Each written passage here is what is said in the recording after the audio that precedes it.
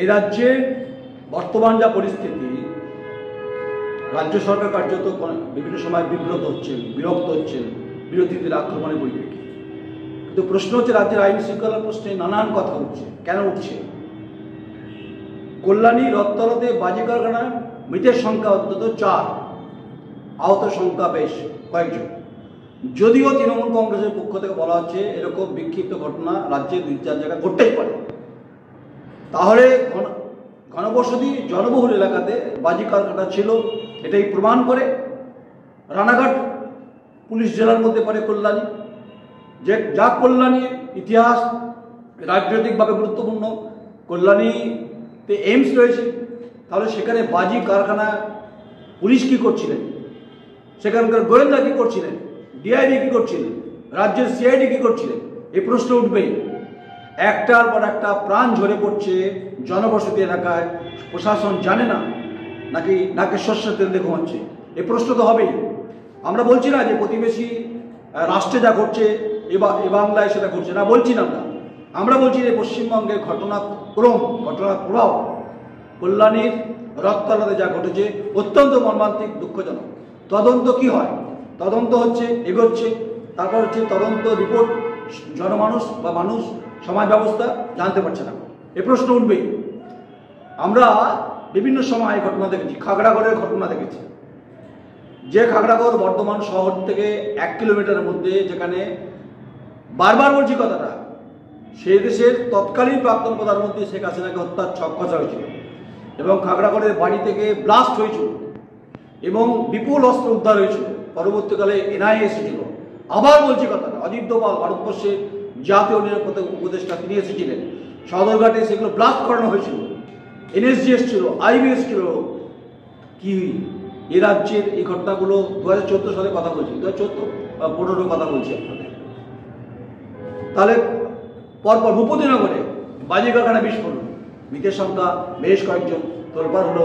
সরকার বিভিন্নভাবে চেষ্টা করলেন, মুখ্যমন্ত্রী দাঁড়িয়ে তিনি ক্ষমা চেয়েছেন, মনে আছে আমাদের প্রত্যেকে, ক্ষতিপূরণ দিয়েছে, চাকরি দিয়েছে, চাকরিটা কি বলতে পারবো না। তাই কল্যাণী রথতলাতে বিস্ফোরণ আবার নতুন করে শাসককে কাঠগড়ায় দাঁড় করিয়েছে। এটা খুব স্বাভাবিক যে তাহলে বিভিন্ন জায়গায়, বিভিন্ন জেলায় তাহলে কি অস্ত্রের ঝনঝনানি রয়েছে? তাহলে পুলিশ কি করছে, প্রশাসন কি করছে, গোয়েন্দা কি করছে? যে প্রশ্ন আমরা একাধিকবার করেছি যে জেলার গোয়েন্দা দপ্তরের ভূমিকা নিয়ে প্রশ্ন আছে। এই প্রশ্ন যেমন বিরোধীরা করছে, এই প্রশ্ন এলাকার মানুষ করছে, যারা নিরীহ, যাদের প্রাণ চলে গেছে। তার মানে বাজি কারখানার বিস্ফোরণ তদন্ত, ফরেন্সিক তদন্ত করবে, তদন্তে আবার টিম গঠন হবে, টিমের পরে সেই রিপোর্ট আসবে। তার আপনি অপেক্ষা করবেন কবে চালে কাকড় পড়েছিল, সে কাকড়ে ঠিকঠাক ছিল, চালের মধ্যে সে কাকড়ের মধ্যে কোনো অন্য কিছু ছিল কিনা তা বাছাবাছি হবে। এ কতদিন এটা হতে পারে?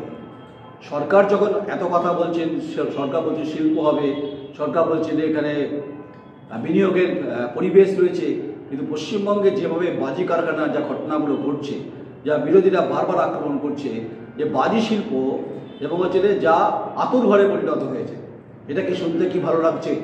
তাই 2023-এর 27শে আগস্ট উত্তর চব্বিশ পরগনার বারাসাত থেকে বেড়েকেটে 8 থেকে 9 কিলোমিটার মধ্যে নীলগঞ্জ এলাকা, মজপুল পশ্চিম পাড়, সেখানে বিস্ফোরণে, বাজি কারখানার বিস্ফোরণে মৃতের সংখ্যা ছিল 8-এর বেশি।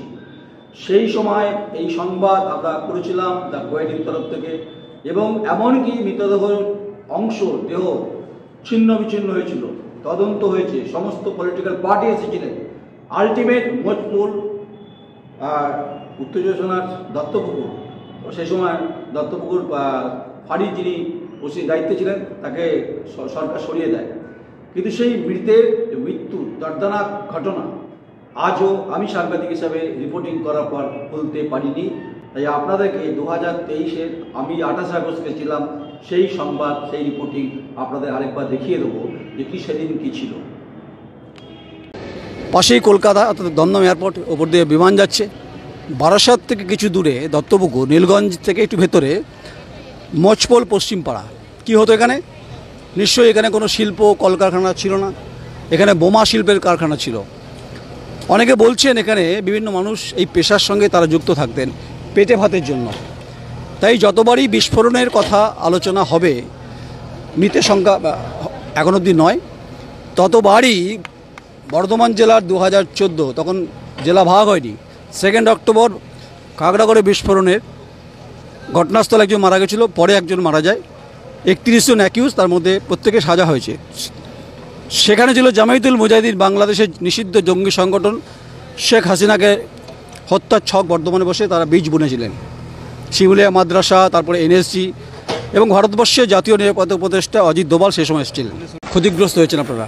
এখানে পুলিশ, এখানকার প্রশাসন জানতো না এখানে বাজি কারখানা চলতো বেআইনিভাবে, যে অভিযোগ করছে? আমরা তো অবজেকশন করতাম, কিন্তু পার্টির ছেলেরা আসতো বলতো। কোন পার্টি? কোন পার্টি?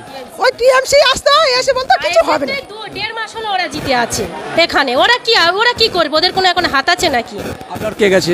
আমার কেউ জানে। আমার পাশে আমার ঘর বাড়ি ক্ষতি হয়েছে, আমার ঘর বাড়ি। যারা এখানে মারা গেছে তারা তো এলাকারই মানুষ। আপনার লোক আনতো, আমার মাস্টার শাশুড়ি, ছোট 1 বছরের বাচ্চা, সেসব সব তো আহত, সব হসপিটালে ভর্তি। হ্যাঁ, এমন ভাবে সব চাপা পড়ে আছে, টেনে হাতড়ে হাতড়ে বার করতে হয়েছে।